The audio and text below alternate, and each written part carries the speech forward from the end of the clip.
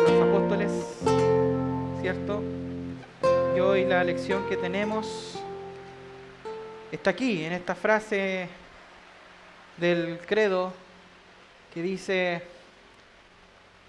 fue crucificado, muerto y sepultado y descendió a los infiernos y al tercer día resucitó de entre los muertos. Esa va a ser la frase que el día de hoy vamos a estar estudiando. Sin duda es una frase que ha traído bastante polémica.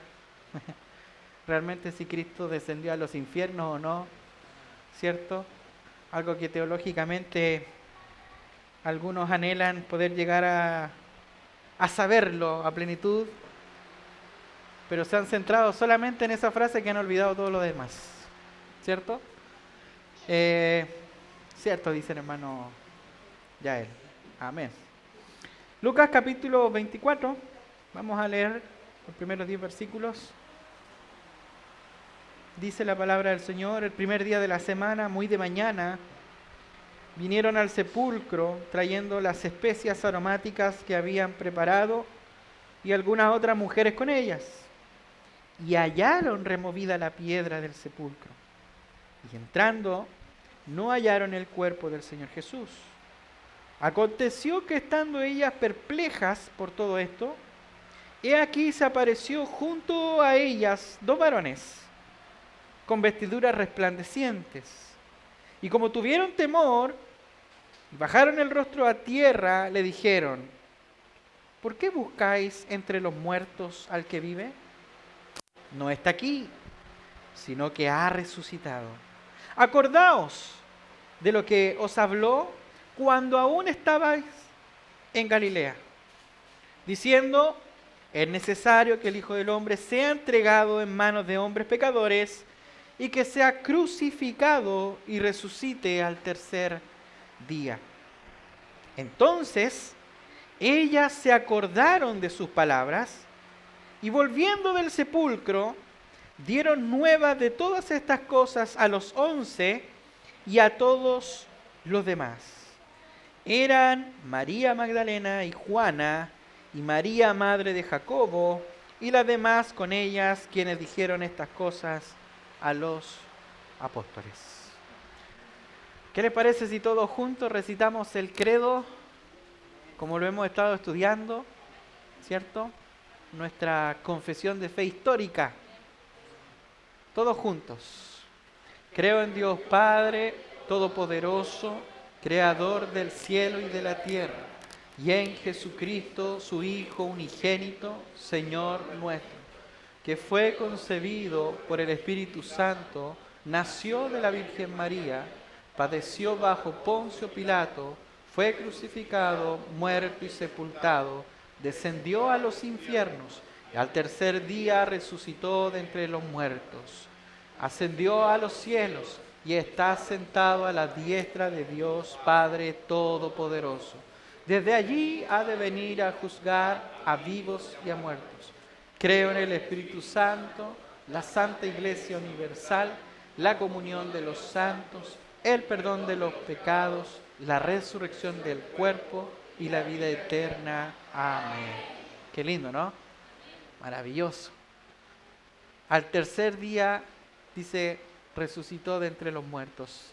Pero antes de eso dice que fue crucificado, muerto, sepultado y que descendió a los infiernos.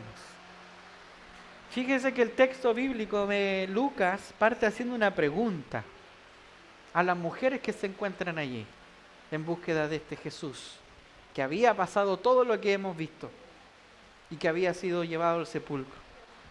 Y la pregunta es simple: ¿por qué buscáis entre los muertos al que vive? Y esto es interesante, hermanos, porque esta es una de las preguntas más sorprendentes de toda la Biblia, la cual, fíjese, no fue formulada por seres humanos. ¿Por qué no fue formulada esta pregunta? Esta pregunta fueron formuladas, hermanos, por dos ángeles. Dice con vestiduras resplandecientes. Hermanos, Fíjense en esto porque esto es sumamente importante porque nadie iría a una tumba a buscar a alguien que está vivo. Es lógico. Los que hemos perdido algún familiar, nos vamos al cementerio para ver si está vivo. Porque por lógica nosotros entendemos que están muertos, ¿cierto? Pero fíjese la actitud de estas mujeres. Y fíjese la pregunta que le hacen los ángeles a estas mujeres. Nadie, hermanos, iría a una tumba a buscar a alguien que está vivo. Lo cual es exactamente el punto que querían señalar los ángeles. ¡Ey! No está aquí. No está aquí, sino que ha resucitado. De tal manera que lo que se expresa en estas dos palabras, ha resucitado, en el texto, hermanos, que hemos estado leyendo, es el centro mismo de la fe cristiana. Si Cristo no resucitó, ¿qué dice el apóstol Pablo? Vana es nuestra fe. Hermanos, sin la resurrección de Jesucristo, la fe en Jesús o la fe cristiana no es nada. Es insípida. No sirve para nada. Sin la resurrección de Jesús, la fe cristiana no es nada, hermanos. No es nada. Se vuelve una mera filosofía entre muchas otras más, ¿cierto? Las enseñanzas de Jesús, si Él no resucitó, las enseñanzas de Jesús son buenas, ¿cierto? Pero por sí, si no resucitó, son nada más que buenos consejos, ¿cierto? El amar al prójimo es bueno, ¿cierto? ¿Sí o no? Ama a su prójimo, ¿no? ¿Sí? Pero dígalo con amor, por hermano. A ver.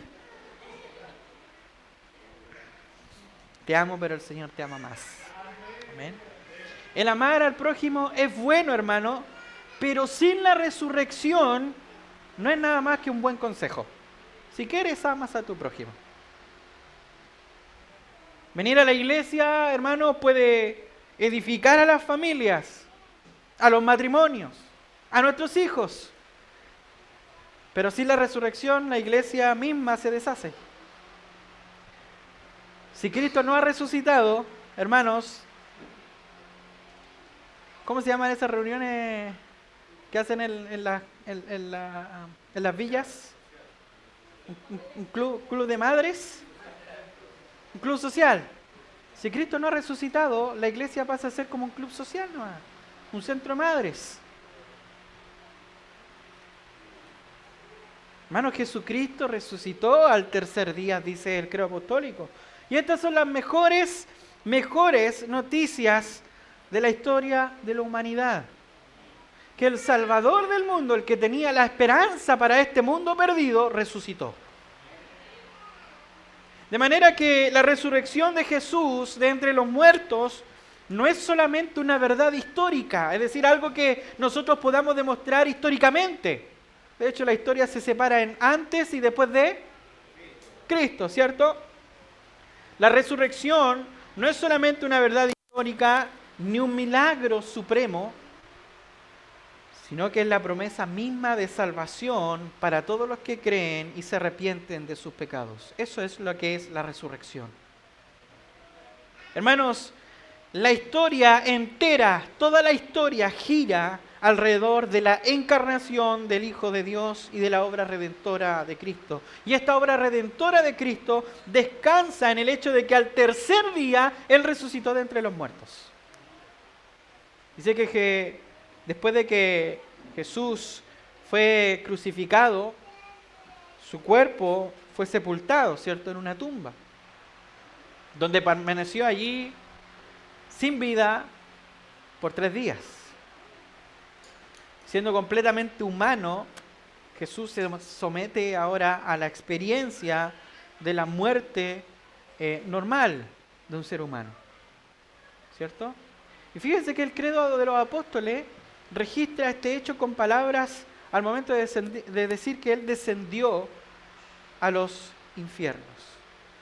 Cuando hablamos del descenso de Cristo, y en esto hay que poner un poquito de atención, hermanos, porque esta cláusula tiene varios sentidos, de la cual se han interpretado de muchas maneras. En primer lugar, en base a esta cláusula, está la idea o la interpretación del descenso, que al momento de leer el credo, desde la declaración del nacimiento de Jesús, ¿cierto? Donde dice que fue concebido por el Espíritu Santo, nació de la Virgen María, al leer el credo desde la declaración del nacimiento de Jesús hasta este punto, donde dice que descendió a los infiernos, se dice que el eterno Hijo de Dios desciende a la tierra mediante el nacimiento y en su muerte Él continúa descendiendo a lugares más inferiores, lo cual es el sentido original de la palabra infernus, que quiere decir infierno en latín. ¿Ya? En segundo lugar, hay otra interpretación, la cual el descenso al infierno es prácticamente la afirmación de la verdadera muerte de Jesús. ¿Ya? ¿Cuál era la creencia judía? La creencia judía era que las almas de los muertos iban a un lugar bajo la tierra para esperar su resurrección final. En ese lugar, a lo que le llamaban el seno de Abraham, ¿ya? Era un lugar donde estaba relacionado con el Hades, que es en griego lo mismo que es Seol en hebreo. Los judíos pensaban que había un estado en el cual tanto los justos como los injustos iban a parar a ese lugar, pero ambos separados en ese mismo lugar. Había un lugar de tormento que era para los injustos, ¿cierto? Y había un lugar de descanso para los justos. ¿Cuántos lo creyeron así? Todos lo creemos así, y lo creíamos así. Al menos yo lo creía de esa manera, ¿cierto? Pero esa es la visión judía, en base al término Seol, ¿no es cierto? Y Hades, lo que posteriormente en el griego se traduce como Gehenna, lo más bien conocido como el infierno. De manera, hermanos, que algunos decían que Jesús, cuando murió, descendió a ese lugar donde estaban los injustos y estaban los justos. ¿Ya? De manera que esta idea se sustenta, como lo vamos a ver un poquito más adelante, en el texto de Pedro, cuando dice que él fue y predicó a los espíritus encarcelados. Por otro lado dice que llevó cautiva la cautividad, aquellos que estaban en cautiverio espiritual. Esa es una postura, hermanos. Vamos con la tercera en relación a esta misma frase. Hay una tercera interpretación, la cual se pensaba que Jesús había descendido al lugar de los muertos, ojo, al lugar de los muertos, para predicarles a quienes habían vivido antes de Cristo y que estaban encarcelados allí en la presencia, ¿no es cierto?, esperando, la presencia de Jesús y la predicación de Jesús. Esta idea, como lo dije anteriormente, sacada de 1 de Pedro capítulo 3, donde se lee que Cristo fue y predicó a los espíritus encarcelados, ¿ya? Pero hay una cuarta interpretación. El descenso de Cristo a los infiernos, desde la perspectiva reformada, hermanos, se ha entendido como la experiencia del infierno mismo como castigo en Cristo. Es decir, Cristo sufrió los castigos del infierno sobre la cruz del Calvario. No quiero detenerme aquí, hermanos, porque creo que esto no es lo importante del sermón. No podemos negar tampoco, hermanos, que Cristo no sufrió el infierno mismo, porque era el castigo que nosotros merecíamos. era la paga por el pecado. Y la paga del pecado se traduce como la muerte. Y cuando hablamos de la muerte, en palabras del apóstol Juan, estamos hablando de esa muerte eterna, el castigo eterno, la cual se traduce en el Nuevo Testamento como el infierno. ¿Cierto? Bueno, lo importante, hermanos, no es que Él haya descendido. Usted lo dijo. Lo importante es que Él haya ascendido. ¿Qué pasaría si Cristo se hubiese quedado en la tumba? ¿Qué hubiese pasado si la muerte lo hubiese retenido allí? Vana es nuestra fe. Pero el credo de los apóstoles dice una verdad, que Él resucitó al tercer día de entre los muertos. Y hasta este punto, hermano, hemos ocupado el descenso de Jesús, de decir, el nacimiento, la muerte, el sufrimiento, el castigo, ¿no es cierto?, del infierno, la cual culmina con su muerte. A eso se le llama el descenso de Cristo. Desde la perspectiva reformada, Jesús desciende, ¿no es cierto?, en todas estas áreas: nacimiento, crucifixión, castigo, muerte. Eso es lo que se conoce teológicamente hablando como el estado de... ¿Cómo? ¿Se acuerdan o no? Los que están estudiando en el seminario.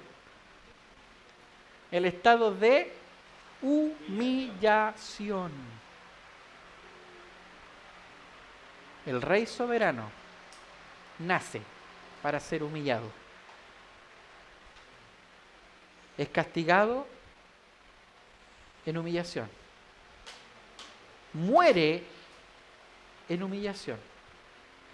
Por amor a tu humillante pecado. ¿Qué humillación es el descenso de Cristo? De tal manera que culmina esta humillación con su muerte, pero ahora todo cambia, hermanos. Ahora el crucificado, ahora el muerto y el sepultado se levanta de nuevo. Se levanta en un estado de exaltación. Pasa de la humillación a ser exaltado. A tal punto de levantarse de entre los muertos, ascender al Padre y sentarse en el trono.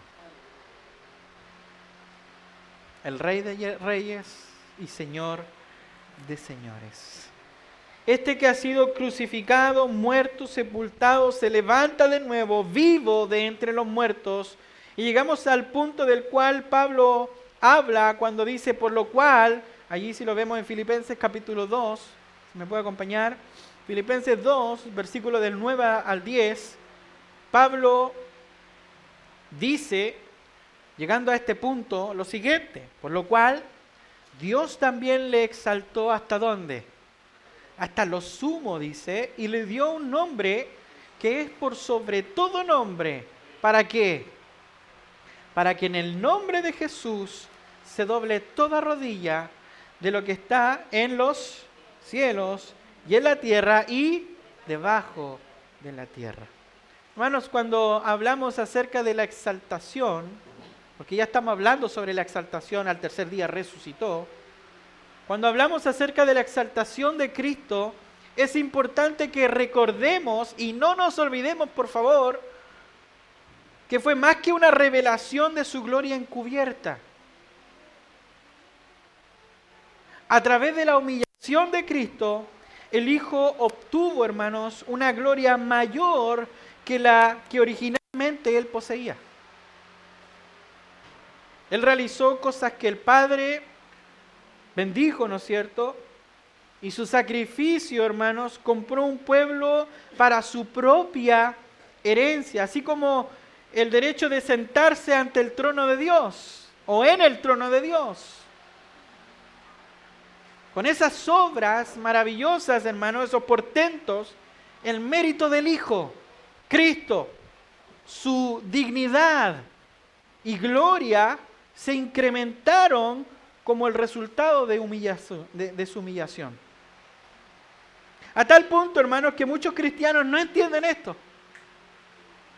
No entienden el proceso que tuvo que vivir Cristo. No entienden el estado de exaltación de Jesús.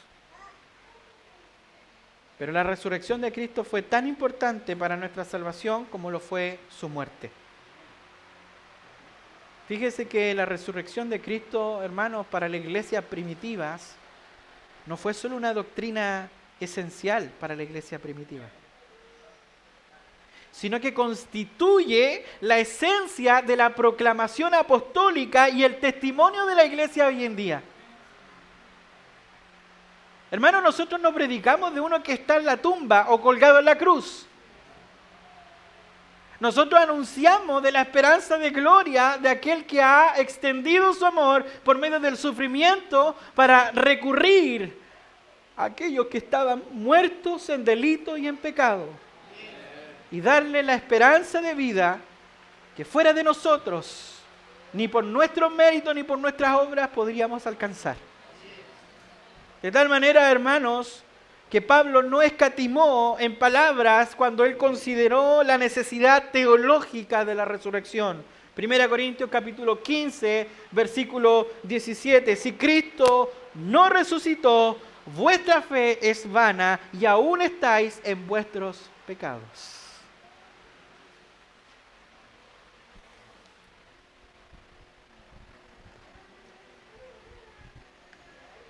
Yo le pregunto a usted, ¿acepta usted el hecho de que Cristo haya muerto por usted? ¿Sí? ¿Qué es lo que siente usted? ¿Qué es lo que siente usted al escuchar o al leer en la Escritura que el inocente, el justo, sufre por los injustos? ¿Qué es lo que pasa por su mente y su corazón al leer que Él fue llevado a la cruz del Calvario por nuestros pecados? ¿Qué es lo que se genera en su corazón cuando leemos que no solamente murió en la cruz, sino que sufrió por nosotros? Hermanos, una cosa es que Cristo haya muerto y usted lo acepte y lo reconozca. Y otra cosa más grande es que Cristo verdaderamente murió, pero que también resucitó. Porque de lo contrario, aún estaríamos en nuestros pecados. ¿Cuántos de los que están aquí creen que Jesús les salvó y les perdonó? Yo lo creo, hermano. Esa es la esperanza que nosotros tenemos. Y esto es por lo que Primera de Pedro, capítulo 3, versículo 21, habla acerca del ser salvados por la resurrección de Jesucristo. Hermanos, nuestra salvación no fue meramente algo que Cristo compró a nuestro beneficio y luego nos lo dio como regalo, a pesar de que muchas veces lo describimos de esa manera. Es un regalo de Dios. En vez de eso, hermanos, es un regalo que Jesús nos da por medio de nuestra unión con Él. Esa es la idea del apóstol Pablo cuando habla en Efesios, y lo vimos en la serie de Efesios, que la titulamos, le dimos el título, ¿se acuerdan? ¿Cómo se llamaba la serie de Efesios para los que la han escuchado? En Cristo. Y esa es la idea de Pablo. Más que un regalo, más que un beneficio, hermanos, la salvación por medio de la resurrección de Cristo es más que un regalo, es por un hecho de que estamos unidos a Él. Y esta es la idea de estar en Cristo. La pregunta es, ¿tú puedes creer en Cristo? ¿Pero estás en Cristo?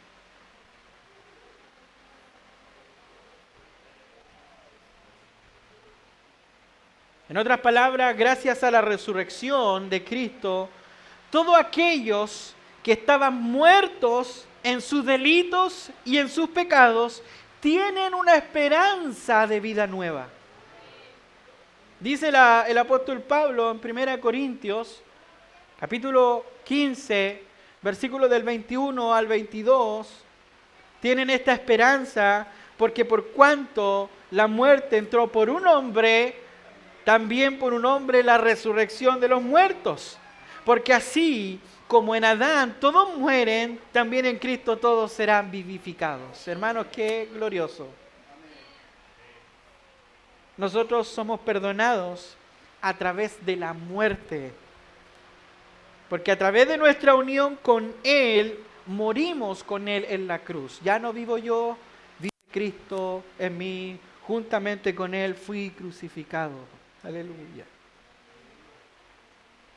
Hermanos, obtenemos la vida eterna porque somos resucitados a una nueva vida a través de su resurrección. De ahí que Pablo le diga a los hermanos en Romanos, capítulo 6, versículo 4 al 5, porque somos sepultados juntamente con Él para muerte por el bautismo, a fin de que como Cristo resucitó de los muertos, dice, la gloria del Padre, así también nosotros andaremos en vida nueva. ¿Por qué? Dice el apóstol Pablo. Porque si fuimos plantados juntamente con Él en la semejanza de su muerte, es decir, en el bautismo, así también lo seremos en la resurrección. Hermanos, Dios levantó a Jesús. Dios levantó a Jesús de entre los muertos para tu justificación. Justificación que es solo por la fe.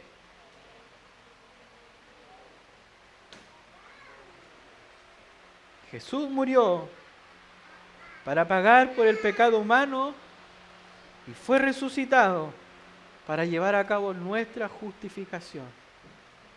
Es decir, puesto que Jesús no se quedó muerto, los cristianos no siguen en sus pecados. Los cristianos en su regeneración, en su nueva vida, experimentan el poder de la resurrección que levantó a Cristo de entre los muertos. ¿No estabas tú y yo muertos en delitos y en pecado? ¿No estábamos muertos en nuestros pecados y fuimos alzados, levantados, resucitados de entre los muertos? Muertos en vida. Hermanos, nosotros podemos nacer de nuevo porque Jesucristo se levantó del sepulcro. De lo contrario, ninguno aquí podría haber nacido de nuevo. Si Cristo no se levantó del sepulcro, ni tú ni yo hemos nacido de nuevo. No hay nuevo nacimiento si Cristo no resucitó. No hay un cambio de vida si Cristo no resucitó. No hay esperanza de salvación si Cristo no resucitó. No hay deseo de buscar a Dios ni de conocer a Dios si Cristo no resucitó. Para resumir, hermanos, la obra que Cristo hizo al resucitar de entre los muertos garantizó que nosotros también tuviéramos una nueva vida espiritual cuando venimos por medio de la fe a Él. Y fíjese que en el futuro recibiremos nuestros propios cuerpos resucitados, nuestros propios cuerpos glorificados, tal como Él. Tal como Él. Y en ese sentido, hermanos, su exaltación también es nuestra. Trayéndonos dignidad, trayéndonos gloria, trayéndonos honor. Este es el evangelio que salva, hermanos. Y Pablo dijo con denuedo, a menos que hayan creído en vano. ¿Qué quiere decir creer en vano, hermanos? Pablo explica aquí, hermanos, que si Cristo no hubiera resucitado en cuerpo, nosotros seguiríamos muertos en nuestro pecado. Y si Cristo no resucitó, vuestra fe es vana, aún estáis en vuestros pecados. Y esto tiene una importancia tremenda, hermanos. una importancia teológica favorable hacia nosotros. Para ilustrar un poquito más la centralidad teológica de la resurrección, consideremos al menos 3 dimensiones, hermanos, de la importancia teológica de la resurrección para nuestras vidas. Primero, gracias a la resurrección, los cristianos, es decir, tú y yo, encontramos justificación. El Padre, hermanos, justifica o ratifica al Hijo al aceptar el sacrificio del Hijo a favor de los cristianos. ¿Qué hace el Padre? El Padre demuestra esta reivindicación por medio de la resurrección. Por tanto, la resurrección, hermanos, constituye una prueba de que la expiación que Jesús hizo fue aceptada por el Padre. Y es por eso que la palabra del Señor nos dice: acercaos confiadamente al trono de la gracia. Porque en la muerte de Cristo y en la resurrección, el velo se rasgó. Ya no es el sacerdote, el justo, que se ensucia en sangre para poder entrar al templo y tener contacto con Dios. Ahora, por medio de la muerte de Cristo, todos pueden entrar. Porque gracias a la muerte de Cristo, el Padre los recibe y los acepta tal como son. Siempre se ha dicho que cuando Dios te ve a ti, ve a Cristo. De tal manera que el Padre puede decir: venid a mí, benditos de mi Padre. Hermano, esto es maravilloso porque la resurrección de Jesús constituye esta prueba gloriosa de que el Padre acepta ahora ese sacrificio, y como el Padre acepta ahora ese sacrificio, somos, como dice Juan, constituidos hijos de Dios. Y ahora podemos clamar en el corazón. Cuando lejos éramos hijos de ira, podemos clamar y decir: Abba, Padre. Segundo, hermanos, la Biblia describe la regeneración como el resultado del poder de la resurrección. Es decir, que en virtud de la unión con Cristo, el poder de la resurrección transforma la vida del cristiano en una mayor semejanza a Cristo. Por eso que el Padre ahora, cuando te ve a Cristo. Es decir, que la resurrección de Cristo, hermanos, provee ahora la fuente de nueva vida espiritual. Y esa fuente de nueva vida espiritual es una fuente nueva de vida que participa, ¿no es cierto?, de la vida resucitada de Jesús. Es decir, hermanos, que esa vida que resucitó, en la cual Cristo resucitó, es la garantía y es la fuente de la cual nosotros vamos a beber para resucitar con Él juntamente. Esa es nuestra esperanza. ¿Qué vamos a hacer mañana? Mucha gente vive en este mundo sin esperanza. No saben qué es lo que viene. Viven el presente, pero preocupados del futuro. Nosotros vivimos el presente, pero nos despreocupamos del futuro. Porque sabemos que en medio de la muerte de Cristo, nuestras vidas, nuestras almas están en las manos del Señor. Y Él dice que de mis manos nadie las puede arrebatar. De tal manera que ni lo alto, ni lo bajo, ni lo profundo, ni lo ancho, ni cualquier cosa, ni la muerte, dice, nos podrá separar del amor que es en Cristo Jesús, Señor nuestro. Tercero, hermanos, la resurrección de Cristo presagia una gran glorificación escatológica. Es decir, del pueblo de Dios hay una resurrección futura. De hecho, la resurrección de Jesucristo, hermano, representa a sí mismo un suceso futuro y significa el comienzo de la resurrección escatológica para todos los cristianos. Es decir, en palabras de Pablo, y esto es maravilloso, que el Cristo al resucitar fue el primogénito de entre los muertos. Aleluya. Hermanos, en el Antiguo Testamento, cuando se hacía una ofrenda, se llevaban las primicias. La primicia era lo primero que se daba de la futura cosecha. Jesús es el primogénito de los muertos, es decir, es la garantía de que la cosecha futura va a ser una cosecha abundante en resurrección, porque fue el primero. En el estado de humanidad en el cual Cristo toma nuestro lugar, Él pasa a ser ahora el primogénito de entre los muertos, el primero en resucitar, que va a resucitar a todos los que siguen después. Esa es la esperanza gloriosa. Por eso la resurrección, hermanos, viene a ser un estado escatológico donde la iglesia va a ser exaltada, va a ser glorificada por medio de la muerte de Él.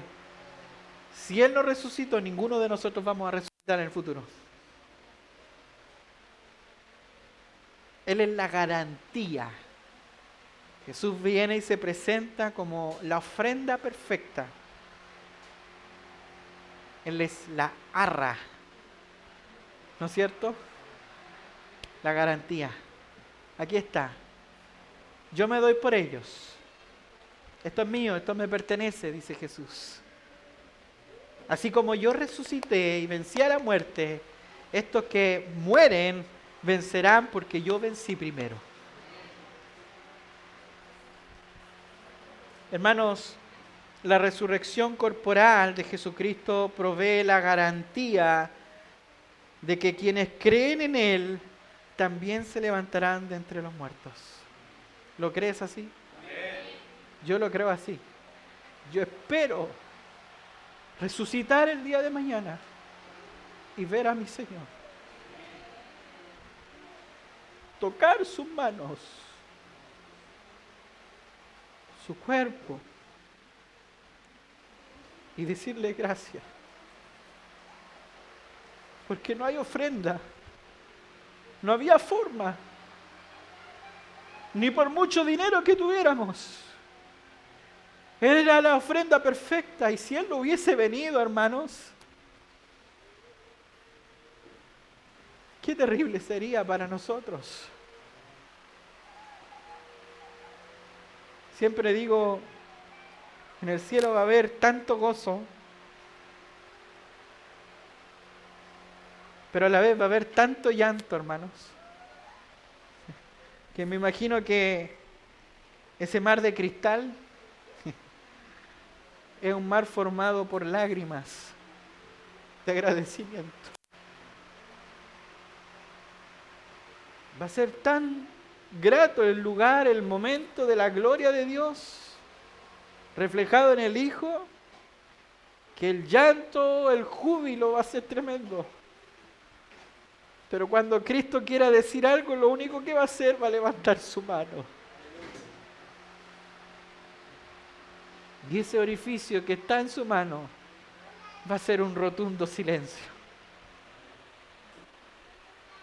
Hermanos, la resurrección de Cristo sienta las bases teológicas de las cuales el cristiano encuentra el perdón de los pecados, la liberación de la muerte y la vida eterna. Hermanos, no solamente por medio de la resurrección de Cristo hemos sido perdonados, hemos vencido o se vence la muerte, sino que también, hermanos, hay una seguridad. Yo no sé, hermanos, usted se podrá reír, no lo sé, pero yo no sé cómo hay cristianos que viven sin seguridad en este mundo. ¿Cómo hay cristianos que puedan creer que esa salvación tan gloriosa pueda perderse? Si se pierde, entonces vana es la resurrección de Cristo.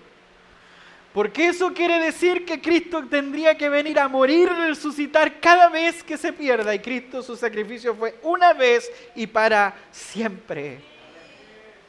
De tal manera que no es solamente la muerte por nosotros, el perdón por nosotros y la resurrección por nosotros, sino que hay una seguridad eterna. Y esa seguridad eterna, hermanos, la podemos ver. ¿Sabe por qué? Y es palpable. Usted podrá pensar y decir, pero ¿cómo voy a estar seguro de algo que no veo, no siento? Hermano, mira el Calvario, mira la tumba, está vacía. ¿Qué seguridad más quieres? La tumba está vacía. Aleluya. ¿Qué esperanza y seguridad más quiere, hermano, cuando la tumba está vacía y la cruz está vacía?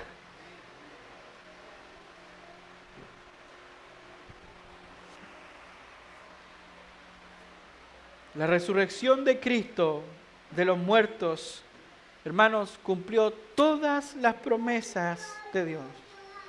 Es decir, que ahora los cristianos podemos esperar el fin de los tiempos cuando Cristo destruirá la muerte para siempre, una acción que Él empezó con su resurrección de los muertos. Si Él es, hermano, la justicia, si es la justicia de Cristo, si es la obediencia de Cristo la que nos salva, si Él fue verdaderamente justo y cumplió con todas las demandas de Dios, entonces no podía quedar en el sepulcro. Si Cristo realmente era el justo y el obediente postrer Adán, no podía quedar en el sepulcro. Una respuesta a la pregunta que hacía un alumno ayer en el seminario. Yo escuchaba atentamente mientras el profesor hacía la clase y un alumno hizo una pregunta en relación a la teología del pacto, específicamente al pacto de obra. He aquí el verdadero Adán, el obediente Adán. El postrer Adán, el segundo Adán que reemplaza a aquel que no obedeció. Aquel que se le fue puesto en prueba en el huerto y no llevó a cabo la obediencia para ganar aquello que estaba también allí, la vida eterna. Fíjese lo maravilloso de la teología del pacto, hermanos. En el huerto del Edén, nosotros vemos dos árboles. ¿Cuáles son? El árbol de la vida, ¿no es cierto? Y el árbol del conocimiento del bien y del mal. Ahí está la esperanza, hermanos. Fíjese, el primer Adán, puesto a prueba en el huerto, si comes de este fruto, vas a morir. Si no lo comía, ¿cuál era la ganancia? El otro arbolito, ¿cierto? Jesús es el verdadero Adán, porque Él fue puesto a prueba en Getsemaní, cargando el pecado por la humanidad, y Él diciendo a sí mismo, Padre, si es posible, pase de mí esta copa, sino que se haga tu voluntad. Pasó la prueba, murió en la cruz del Calvario, y ahora ese árbol de vida eterna nos ofrece gratuitamente, aleluya.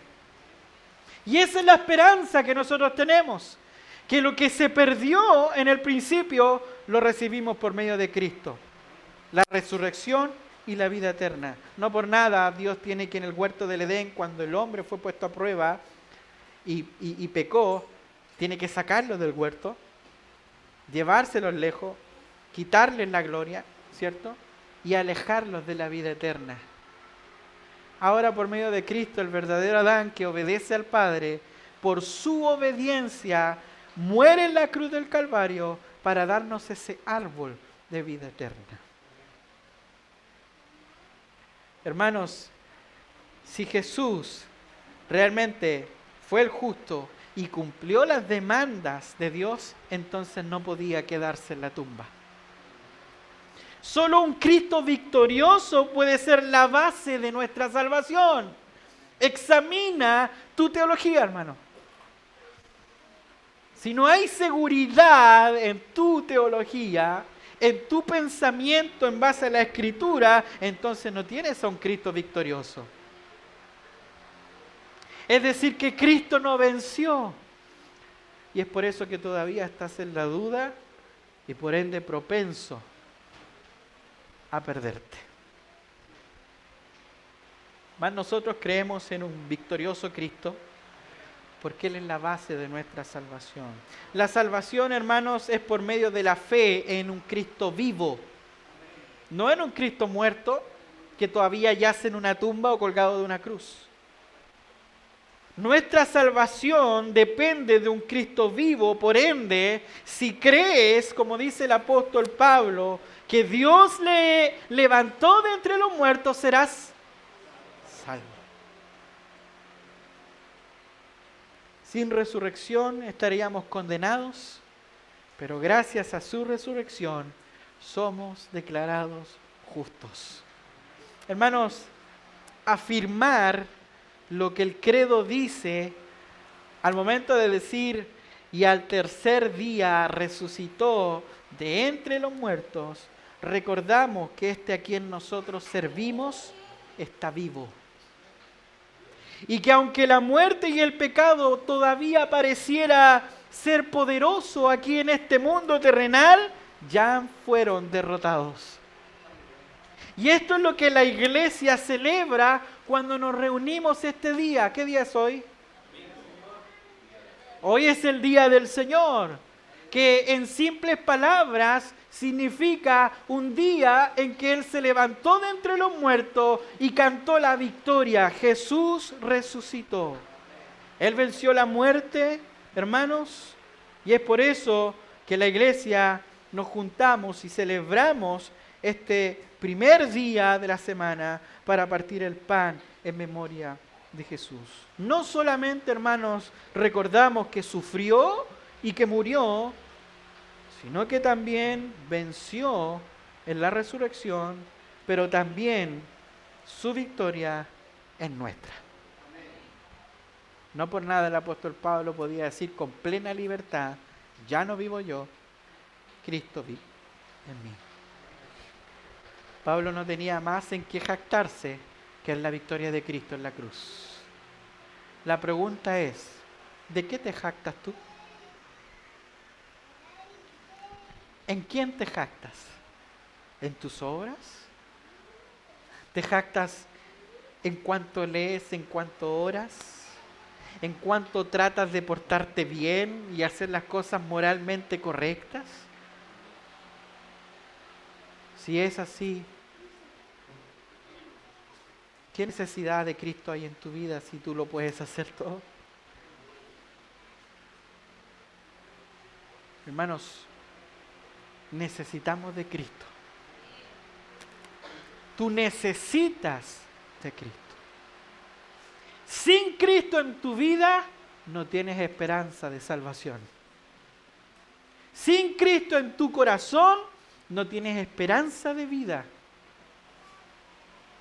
Sin Cristo en tu vida, el que desciende a los infiernos y ascendió al cielo fue Cristo. Pero el que no asciende al cielo y desciende al infierno, eres tú.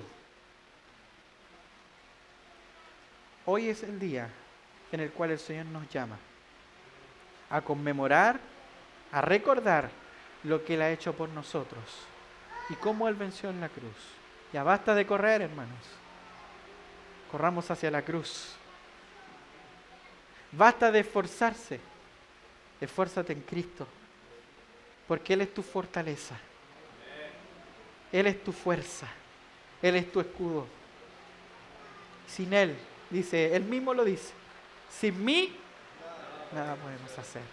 Quiero invitarle a que podamos orar al Señor y darle gracias al Señor por este sermón del día de hoy. Recordando, hermanos, que tenemos un llamado. Y el llamado es, hermanos, a disfrutar y a confiar en que nuestra salvación, nuestra victoria está en Cristo. Amén. Le invito a cerrar sus ojos, vamos a orar. Padre eterno, Padre.